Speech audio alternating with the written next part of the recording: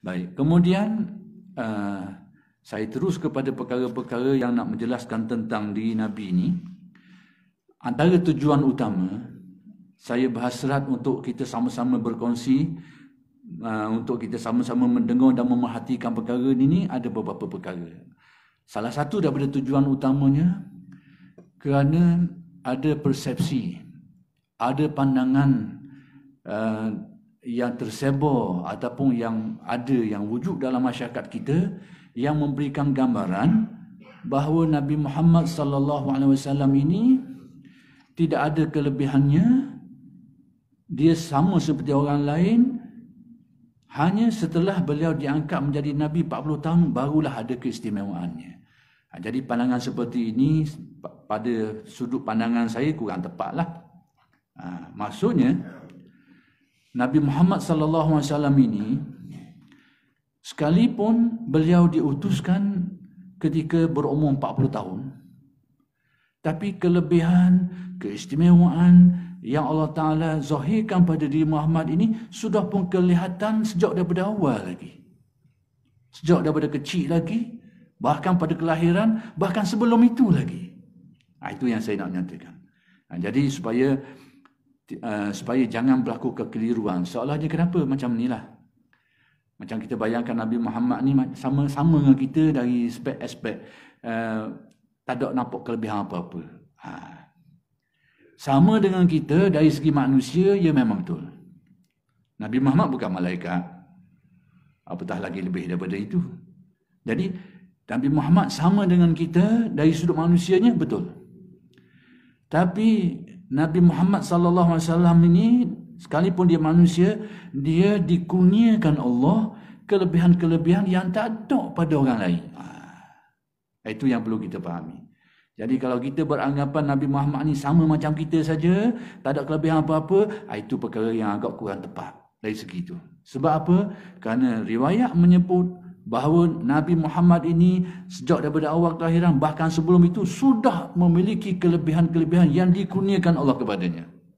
Yang kelebihan itu tak ada pada orang lain. Baik. Maka baik, saya nak beri sikit lagi tentang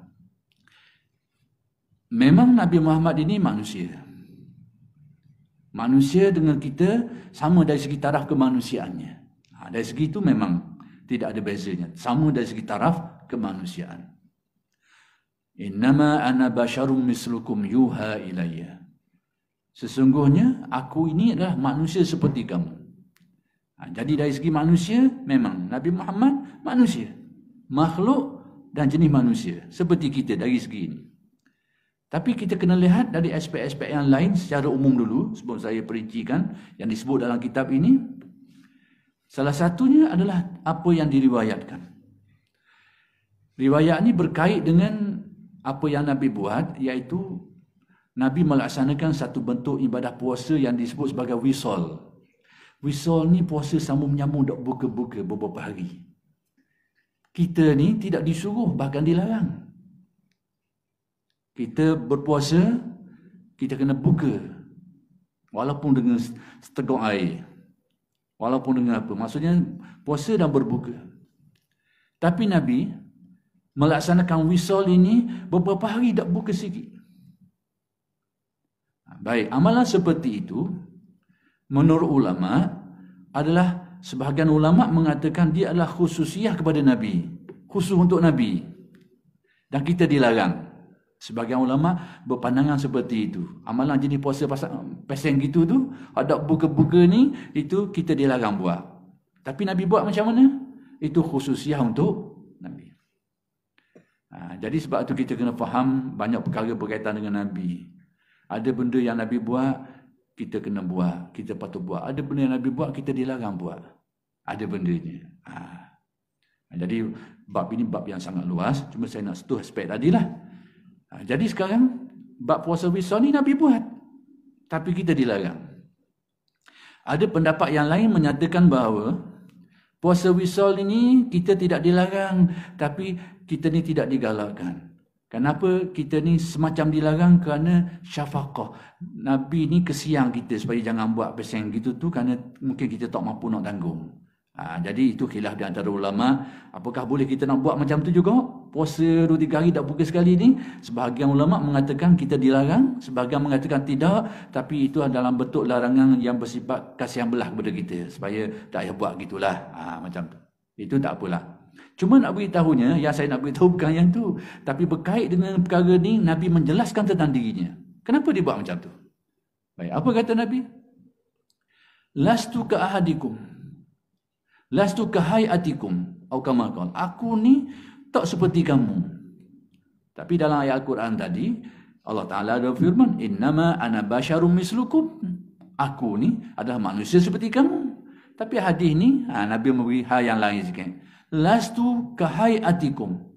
Aku ni tak seperti kamu, badan kamu, tak seperti. Maksudnya, macam mana kita nak taufikkan antara dua ni? Pertama sekali, Nabi Muhammad dengan kita sama dari segi manusianya. Tapi kemanusiaan Nabi Muhammad itu ada keistimewaan yang tak ada pada kita. Itu kita kena faham gitu. Ada keistimewaan yang tak ada pada kita. Sebab itu Nabi kata, yut'imuni rabbi wa yaskin. Abitu inda rabbi yut'imuni wa yaskin. Aku ni berada di sisi Tuhanku secara makna yang khusus. Yang mana Allah Tuhanku lah yang memberi makan dan memberi minum kepadaku. Jadi Nabi nak khabar sebab apa dia melakukan puasa wisal ni. Beberapa hari Nabi tak makan. Nabi khabar bahawa Allah Ta'ala beri makan dan beri minum kat aku. Dan aku tak sama macammu. Itu maksudnya. Bahawa Nabi Muhammad SAW tetap manusia. Makhluk dan manusia.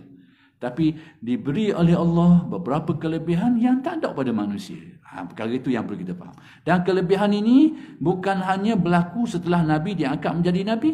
Pada waktu umur 40 tahun tu. Bahkan kelebihan ini sudah pun sabit sebelum itu. Bahkan sabit sebelum kelahiran lagi. Dan inilah yang disebut. Antaranya yang disebut di sini oleh Sayyid Muhammad Ibn Alawi Al-Maliki ni. Saya nak baca sikit. Saya nak ambil poin-poin je lah. Dan saya nak hurai dan jelas. Baik. Salah satu daripada aspek-aspek keistimewaan yang ada pada diri Nabi ini, bahawa Nabi Muhammad adalah Nabi yang paling awal yang diciptakan. Ini mungkin jarang orang dengar sikit. Tapi tak apalah, ni Syekh Sayyid Alawi dia sebut dan ada dalil lah. Dan saya tak nak panjang kepada isu-isu tentang istilah-istilah yang menjadi kekeliruan tu kita tak nak panjang sinilah, iaitu tentang Nur Muhammad tu kita dalam bercakap situ. Itu panjang banyak cerita. Tapi nak kabarnya hak jelas mudah bahawa Nabi Muhammad itu adalah Nabi yang paling awal yang diciptakan. Apa yang diciptakan? Ruhnya tu.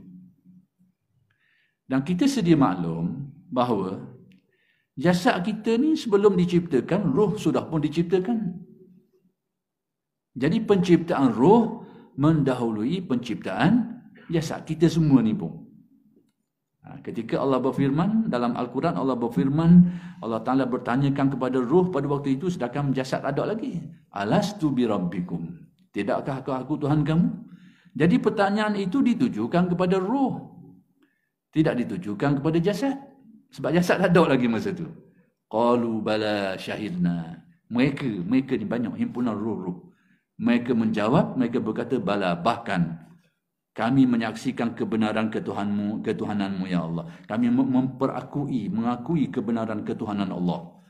Jadi hal ini berlaku dalam keadaan jasad kita belum diciptakan oleh Allah. Baik, dalam kes ini, bahawa antara sekian banyak Nabi-Nabi ni, bermula Nabi Adam ni, sampai seterusnya ni, yang paling awal yang diciptakan adalah ruh Nabi Muhammad. Nabi Muhammad SAW, ruhnya itu. Baik. Antara dalil, saya tak nak sebut dalil Sunan Abdul Razak, Musnad Abdul Razak itu, kerana yang diikhtilafkan oleh ulama tentang pensabitan dalilnya itu dan sebagainya, kita nak elok tu, kita nak ambil dalil yang jelas dalam kitab Sunan At-Tirmizi yang disebut oleh Sayyid Muhammad ini. Baik. Disebut riwayat dalam Sunan At-Tirmizi, antaranya ada beberapa bentuk riwayat lah. Kuntu nabiyan wa adamu bainatini wa turab. Aku ni sudah sabit ke Nabi aku, sedangkan Nabi Adam, yang jasadnya bainatin wa turab, masih dalam proses penciptaan lagi. Tapi aku sudah diangkat, ditetapkan kenabian aku, kata Nabi. Berarti Nabi sudah pun diciptakan ruhnya sebelum itu. Dalam keadaan jasad Nabi Adam ni belum sempurna lagi penciptaannya. Kuntu nabiyan, aku sudah sabit kenabian aku, kata Nabi. Ada riwayat lain sebut, kuntu nabiyan wa adamu munjadilun fi tinati. Aku sudah sabit kenabian aku, sedangkan Nabi Adam itu masih lagi dalam proses penciptaannya. Lebih kurang juga maknanya. Tapi ayat hadis tu, kalimat hadis tu yang berbeza-beza. Dan hadis-hadis seperti inilah yang menunjukkan kepada makna itu, yang antaranya diriwayatkan oleh Al-Imam At-Tirmizi. Kalau tuan-tuan buka tafsir Al-Munir, baca bila bertemu dengan satu ayat, wa iz akhazallahu mitsaqan nabiyyin wa minka wa min nuhin. Penafsir, pengarang tafsir ini dia mendatangkan satu riwayat menjelaskan ayat tadi tu. Wa iz akhazallahu mitsaqan nabiyyin wa minka wa min nuh. Ketika Allah Ta'ala mengambil misak, perjanjian dengan para nabi. Wa minka, dan daripada engkau wahai Muhammad, wa min Nuh, dan daripada Nabi Nuh. Dalam ayat ini, dari segi susunan kejadiannya, Nabi Muhammad ujung sekali dibangkitkan. Tapi dalam ayat ini didahulukan. Wa minka, engkau di sini kembali kepada Nabi Muhammad. Wa min Nuh, dan daripada Nabi Nuh.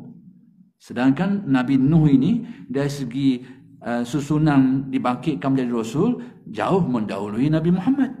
Tapi dalam ayat ni didahulukan Nabi Muhammad, kemudian Nabi Nuh dan sebagainya. Baik, menurut pengarang tafsir ini, dia bawa satu riwayat hadis yang menyatakan bahawa kuntu awwalahum fil khalqi wa akhirahum fil ba'si. Aku adalah orang pertama yang lebih awal yang diciptakan, tapi yang paling akhir sekali diutuskan menjadi Nabi. Itu nak khabarnya. Jadi jangan salah fahamlah. Nak khabarnya bahawa roh Nabi Muhammad itu berbanding Nabi-Nabi yang lain mendahului dari segi penciptaan. Tapi dari segi diutuskan, dibangkitkan menjadi Rasul, Nabi Adam paling awal. Dan berakhir dengan Nabi Muhammad. Sebab itu, Nabi Adam disebut Abul Bashar. Abul Bashar ini, kalau kita tengok, bapa kepada manusia. Manusia yang berjasad ni lah. Bapa, maksudnya punca. Abul Bashar. Tapi Nabi Muhammad disebut Abul Arwah. Bapa kepada roh-roh.